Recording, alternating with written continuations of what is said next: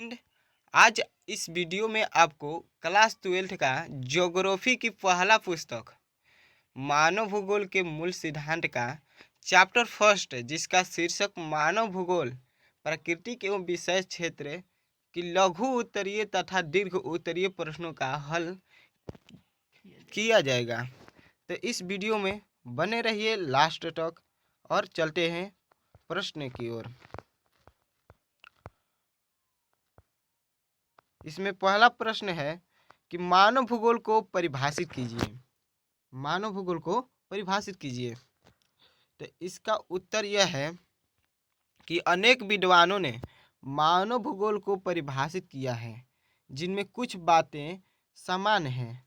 अतः मानव भूगोल के अंतर्गत प्राकृतिक, भौतिक तथा मानवीय जगत के बीच अंतर संबंधों, मानवीय परिघटनाओं के स्थानिक विवरण, उनके घटित होने के कारणों तथा विश्व के विभिन्न भागों में सामाजिक एवं आर्थिक विभिन्नताओं का अध्ययन किया जाता है। दूसरा प्रश्न आपको यह है कि मानव भूगोल के कुछ उप क्षेत्रों के नाम बताइए।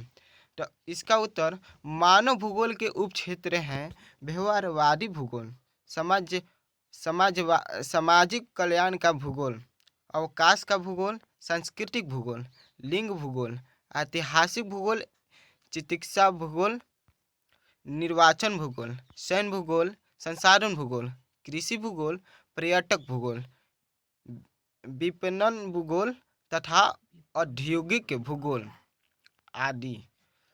इसका तीसरा प्रश्न यह है, मानव भूगोल किस प्रकार अन्य सामाजिक विज्ञानों से संबंधित है। इसका उत्तर मानव भूगोल की प्रकृति अत्यधिक अंतर विषयक है, क्योंकि इसमें मानव और प्राकृतिक पर्यावरण के बीच अंतर संबंधों का अध्ययन किया जाता है। अतः इसका अनेक सामाजिक विज्ञानों से गहरा संबंध है, जैसे सामाजिक विज्ञान, मनोविज्ञान, अर्थशास्त्र, समाजशास्त्र, मानव विज्ञान, इतिहास, राजनीतिक एवं जनांकीकी आदि। यह दीर्घ उत्तरीय प्रश्न है, जिसका उत्तर आपको 150 शब्दों में देना है। तो इसका पहला प्रश्न यह है कि मानव के प्रस्तुतिकरण की व्याख्या कीजिए। तो इसका उत्तर आदिम अवस्था में जब प्रौद्योगिकी का स्तर अत्यंत निम्न था, तब मानव प्रकृति के आदेशों के अनुसार अपने आप को ढालने के लिए बाध्य था। उस समय मानव के सामाजिक विकास की अवस्था भी आदिम ही थी।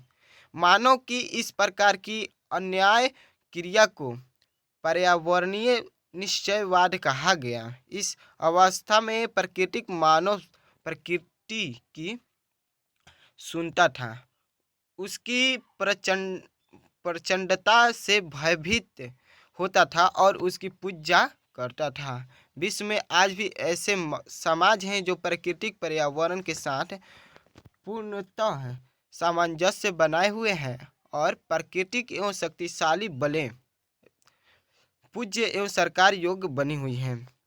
अपने सतत पोषण हेतु मनुष्य प्राकृतिक संसाधनों पर प्रत्यक्ष रूप से निर्भर है। ऐसे समाजों में भौतिक पर्यावरण माता प्रकृति का रूप धारण किए हुए हैं।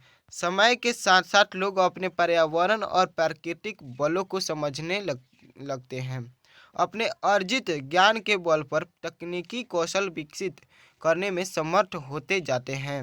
इस तरह सामाजिक और सांस्कृतिक विकास के साथ लोग और अधिक सक्षम प्रौद्योगिकी का विकास करते हैं। वे अभाव की अवस्था में से स्वतंत्रता की ओर अग्रसर होते हैं। वास्तव में पर्यावरण से प्राप्त संसाधन ही संभावनाओं को जन्म देती है। मानवीय क्रियाएं, सांस्कृतिक भू पर्यावरण से प्राप्त संसाधन ही भू दृश्य की रचना करती है, जिनकी छाप प्राकृतिक वातावरण पर सशस्त्र दिखाई पड़ती है। इस तरह प्रकृति का मानवीयकरण होने लगता है। इस प्रश्न दीर्घोत्तरीय प्रश्न की दूसरा प्रश्न यह है कि मानव भूगोल के विषय क्षेत्र पर एक टिप्पणी लिखिए। इसका उत्तर यह होगा कि भूगोल की दो प्रमुख शाखाओं में से एक मानव भूगोल है। वास्तव में भूगोल का मुख्य सरोकार ही पृथ्वी को म, मानवीय के घर के रूप में समझना और उन सभी तत्वों का अध्ययन करना है जिन्होंने मानव को शोषित किया है। अतः मानव भूगोल में प्राकृतिक तथा मानवीय जगत के बीच अंतर संबंधों, मानवीय परिघटनाओं के स्थानिक वितरण, उनके घटित होने के कारणों तथा विश्व के विभिन्न भागों में सामाजिक और आर्थिक विभिन्नताओं का अध्ययन करते हैं। सामाजिक विज्ञानों में अध्ययन का केंद्र मानव ही होता है। उसकी एवं उसके विकास क्रम में उसके द्वारा की गई करे अन्यों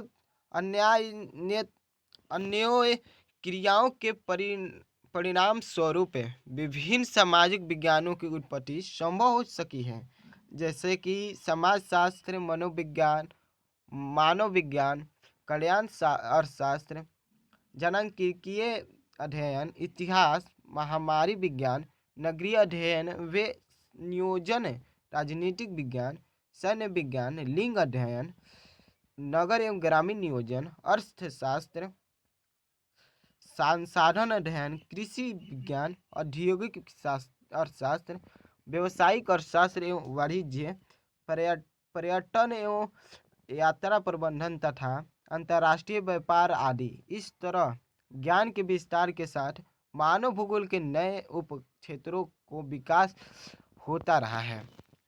तो दोस्तों, आज के लिए इतना ही। तो जुड़े रहिए हमारे इस चैनल पर और इस वीडियो को लाइक कर दें। जय हिंद।